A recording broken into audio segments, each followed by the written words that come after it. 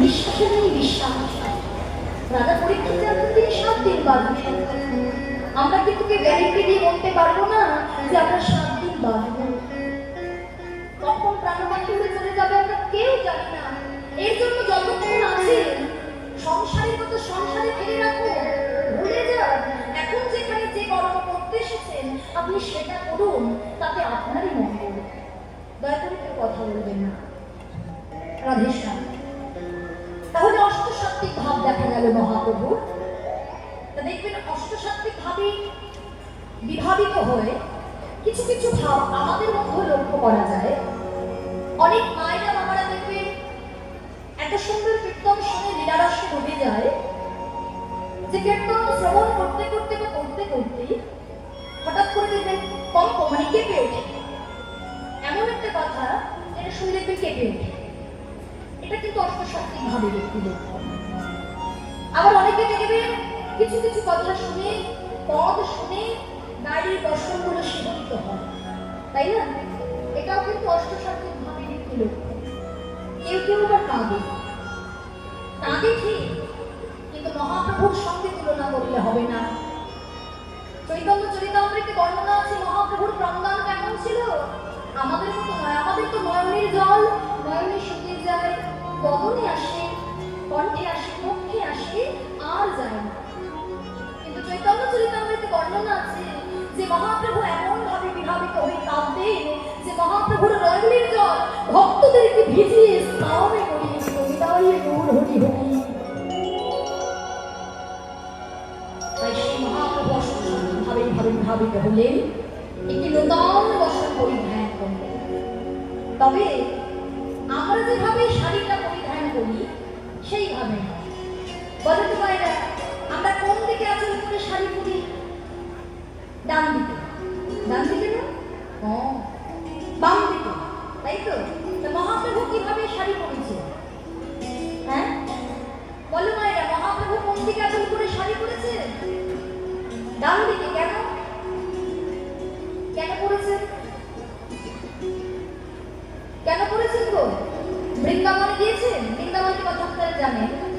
উত্তর ভারতের মায়েরা দেখবেন ব্রজবাসীরা কিভাবে শাড়ি পরে? ডান দিক করে, তাই তো? আজকে মহাপ্রভু যেন সেইভাবে বিভাবিত হয়েছে, আজকে ডান দিকে সুন্দর করে আচরণে শাড়ি পরে, সুন্দর করে শাড়ি পরে আজকে মাথায় ঘোমটা টেনে নিয়ে সেইভাবে আবিষ্ট হয়ে মহাপ্রভু কি করছে জানো? গোড়া বামে ভুজহি বসনি মুখ ঝাপই, গোড়া বাম ভুজহি বসনি মুখ ঝাপই, গোড়া বামে ভুজহি বসনি মুখ ঝাপই, গোড়া বামে ভুজহি বসনি মুখ ঝাপই, বাম নয়নে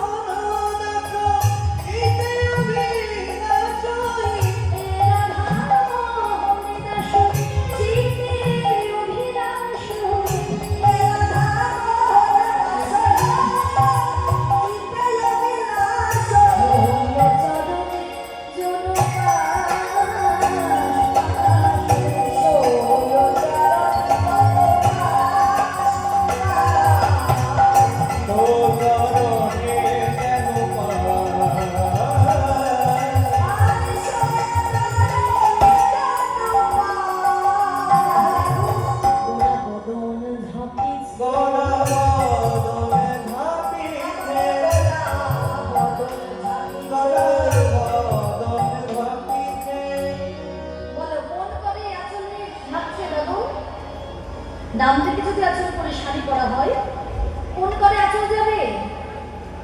হ্যাঁ বাম দিকে, তাই তো? যে ডান দিকে আঁচল করে শাড়ি পরেছে তাই মহাপ্রভু আজ বাম করে বসল হলে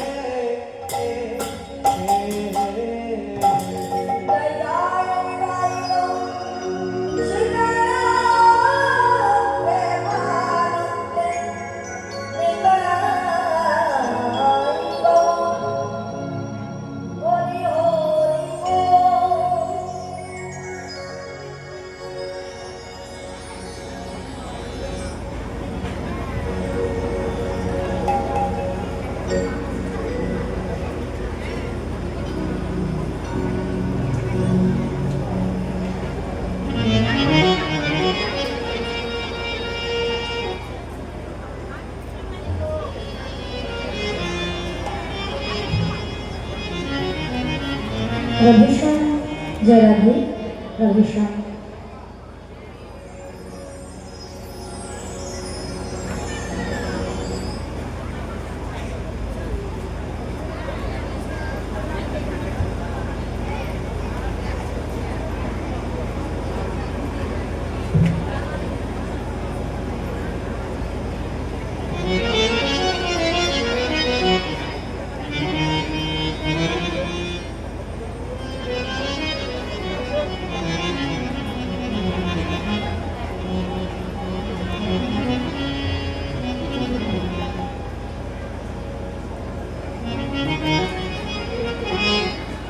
রাধেশ্যাম, এতক্ষণ আমরা কোথায় ছিলাম? কোথায় ছিলাম?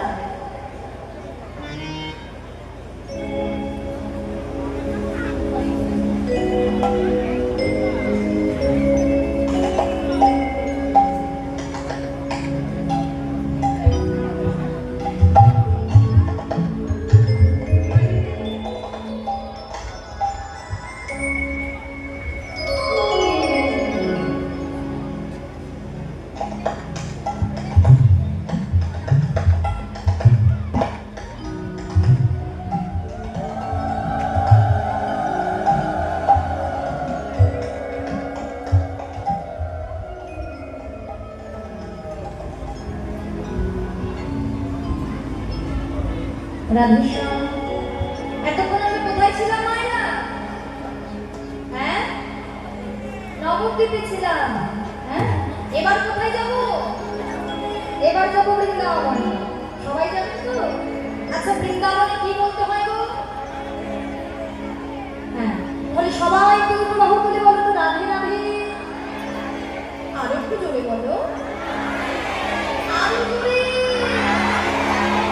বাহ, এটাই তো চাইছি তোমাদের থেকে।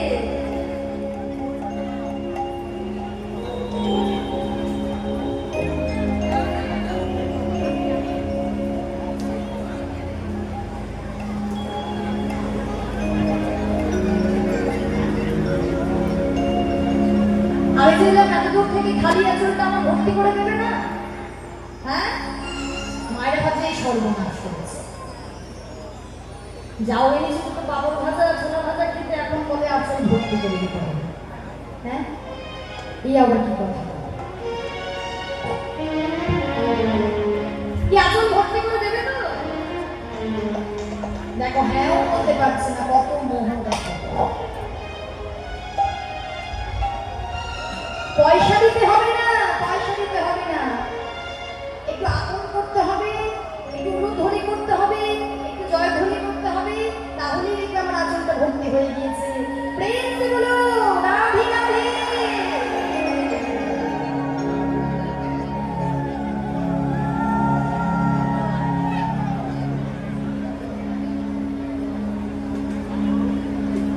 রাধেশ্যাম, তাহলে বৃন্দাবনে যাবো।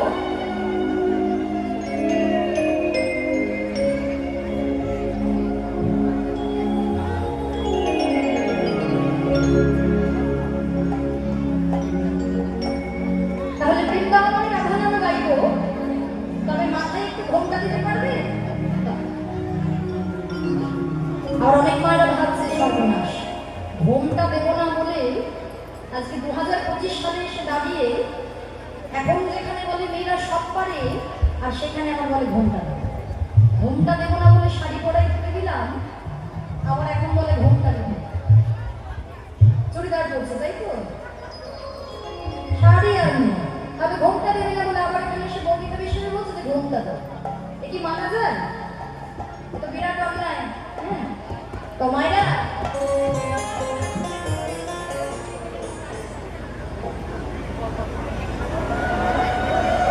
আর নেই, আর নেই,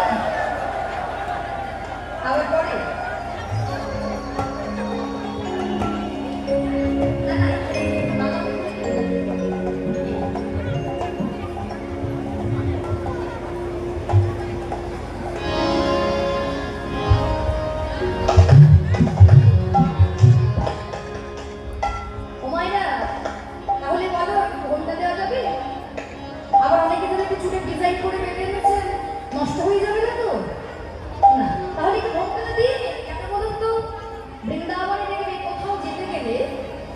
সেইভাবেই নিজেকে তৈরি করতে হবে। এখন যখন তোমরা বিয়ে বাড়ি যাবে, নিশ্চয় ঘোমটা নিয়ে যাবে না? যাবে? বাবা, ওরা সব তুমি বললেও দেবো না, না বললেও দেবো না। মরণ নেই, বিয়ে বাড়ি যাবে তাও ঘোমটা দেবে। তাহলে এখন তো হরিবাসরে এসেছি, যখন আমরা যাবো নবদ্বীপ ধামে, সেখানে একটা ধাম আছে, দুটো বাহু তুলে বলতে হয় জয় নিতাই জয় বউ। কিন্তু এখন যাবো যেহেতু বৃন্দাবনে, বৃন্দাবনে ব্রজভাবে বিভাবিত হতে হয়। আর ব্রজের মায়েরা দেখবে, ব্রজবাসীরা দেখবে মাথায় ঘোমটা টেনে দেয়, ঘোমটা দিয়ে দুটো হাত তুলে বলি রাধে রাধে।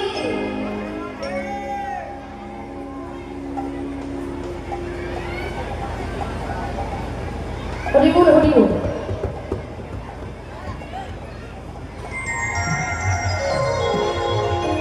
রাধেশ্যাম,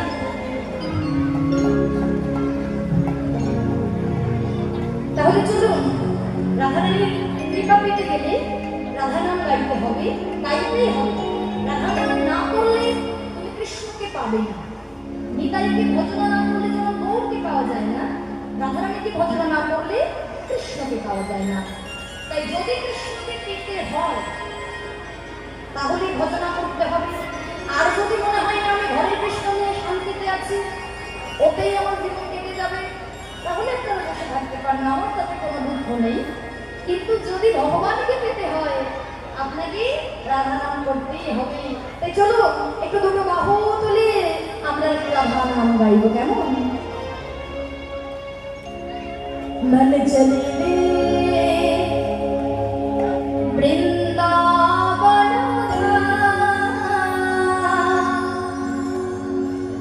श्री राधे राधे गाएंगे। আমি কিন্তু খুব রাগ করছি তোমাদের উপর, জানো? আমার কিন্তু ভীষণ রাগ হচ্ছে, আমার কিন্তু খুব রাগ। এই যে তোমরা যে বারে বারে হাতটা তুলছো না, এতেও কিন্তু আমার রাগ হচ্ছে। হ্যাঁ, দুটো হাত কেন তুলছো না গো? আত্মসমর্পণ না করলে ভগবানের কৃপা পাওয়া যায়? হ্যাঁ, তোমাদের ভালোর জন্যই তো বলছি। হাত তুললে কি হাতে ব্যথা হবে? যত ব্যথা কমিয়ে দিয়েছো, মিক্সিতে বাড়ছো তো মশলা, ওই শিলনোড়া ব্যথা কমানোর জন্য ইয়ে করেছো, ব্যথা বাড়ছে। যত দেবে আরাম ততই হবে ব্যারাম, কেমন? একটু হাত দুটো তুলতে শেখো, জোরে জোরে করতালি দিতে শেখো। সবাই বলো মনে চলে রে বৃন্দাবন রাধে রাধে গায়ে। বলো রাধে রাধে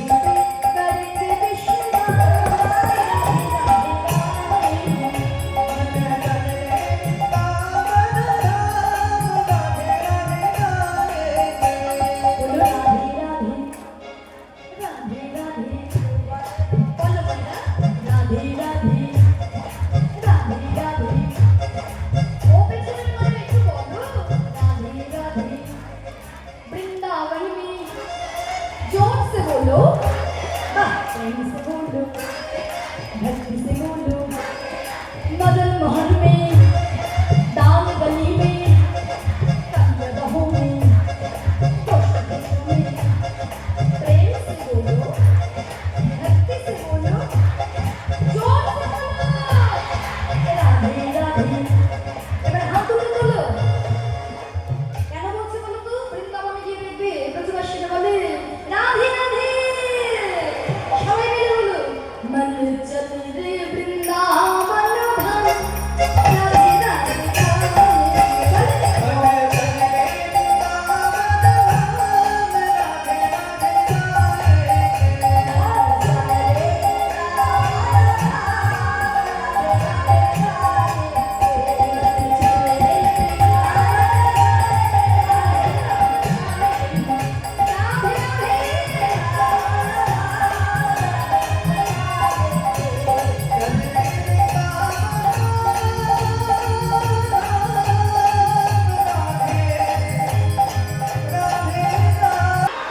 बाके बिहारी लाल की সকল ভক্তগণ কি যাদের হাত ধরে তাদের কি বাহ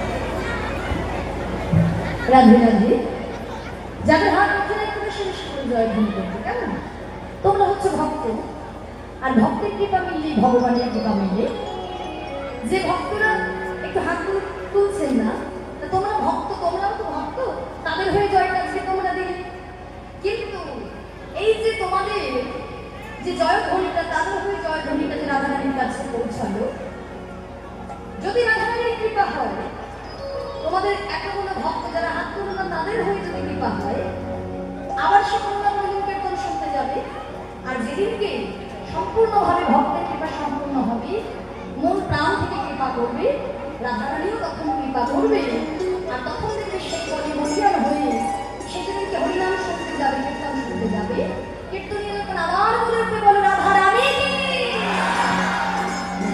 দেখবে সেই ভক্তের হাতটা উঠে গিয়ে রাধারানীর চরণে নিয়ে যাবে তাই রাধানাম গাইতে গাইতে চলে এলাম মধুময় ধাম বৃন্দাবন ধাম আর বৃন্দাবনে এসে শ্রীমতী রাধারানী শ্রী গোবিন্দ আমার যখন সখাগণের সঙ্গে রয়ে